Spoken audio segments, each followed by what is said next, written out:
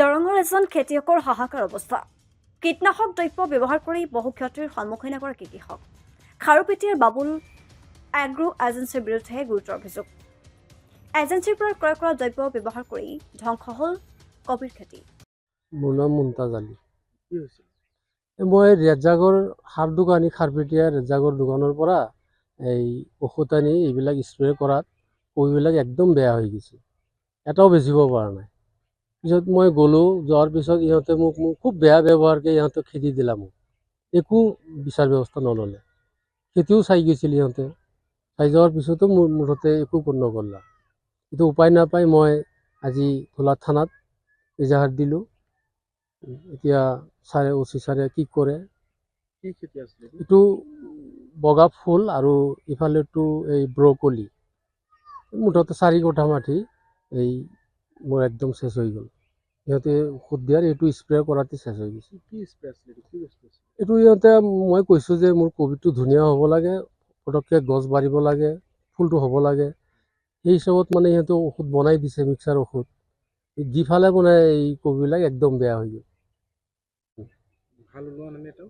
নাই, এতিয়া আৰু বেচবাই নোৱাৰি, এটাও বেচব পৰা নাই। ইহঁতক মাতিছিলোঁ, মই চাই গ'ল, ক'লে যে তুমি ঠিক আছে আহিবা, কিন্তু মই গ'লোঁ, যোৱাৰ পিছত সিহঁতে মোক খুব বেয়া ব্যৱহাৰ কৰিলে এৰিয়াত জাগে। দোকানটো ক'ত এইটো? দোকানটো খাৰপেটীয়া হেৰি চেণ্টিঘাটত। এই দোকানৰ নাম হ'ল বাবুল এগ্ৰো এজেন্সি আৰু এই দোকানীৰ নাম হ'ল ৰেজাক। কিমান টকা হ'ব ইয়াতে? এতিয়া মোটামুটি মোৰ কেছ টকা 30-35 হাজাৰ টকা মোৰ খৰচে হৈছে।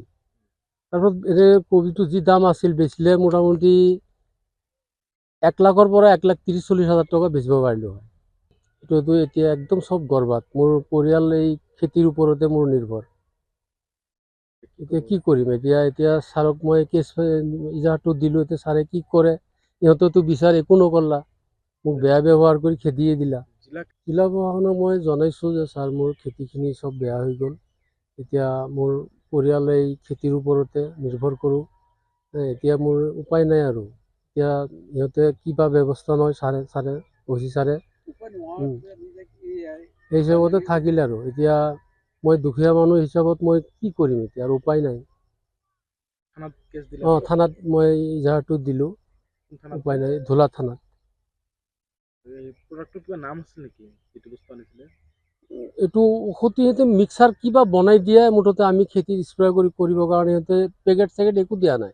মুঠতে বনোৱা ঔষধ, মিক্সাৰ ঔষধ দিছে পলিথিনত, মই আনি এইটো দি ফালে মই স্প্ৰে কৰিছোঁ। কৰাৰ পিছতে মানে কবিবিলাক একদম বেয়া হৈ গ'ল।